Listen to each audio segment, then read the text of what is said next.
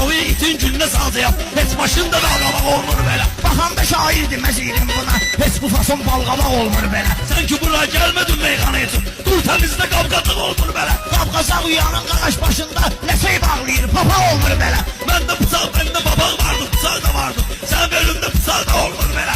Sağ nödür tapma tap deyirəm mən. Avtomatda heç para olmur belə. Sen elə yırtılığı da bağlayacağım. Özün görərsən yamaq olmur belə. Kamrana baxdıqda düşmürəm başa. Nə böyük nə də uşaq olmur belə. Bendeki meyxana veda edendi. Cibimde kardeş barak olmur belə. Mən bəda etən deyirəm həmişə. Meyxana məndən uzaq olmur belə. Xosro belə hamiyə tərifləyir. Bax o yalaqlar yalaq olmur belə. Kirənliyə qalsa sən eləyirsən. Heç bir dənə düşanda yağ olmur belə. Elə cümmüşəm ki bunun üstünə. Heç itlər də daşlamaq olmur belə. Kamran ilə yaxşı salmısınız məni. Meyxana hər yerdə sağ olmur belə. Bir daha toyda 4 nəfər də bez eləyər. 12 dənə oturacaq olmur belə. Day o qədər şairi bağlayıram mən. Bir də görürsən qafa olmur belə. Zaman oğlansınız və fikir verginə. Sübündə hərdən dağıq olmur belə.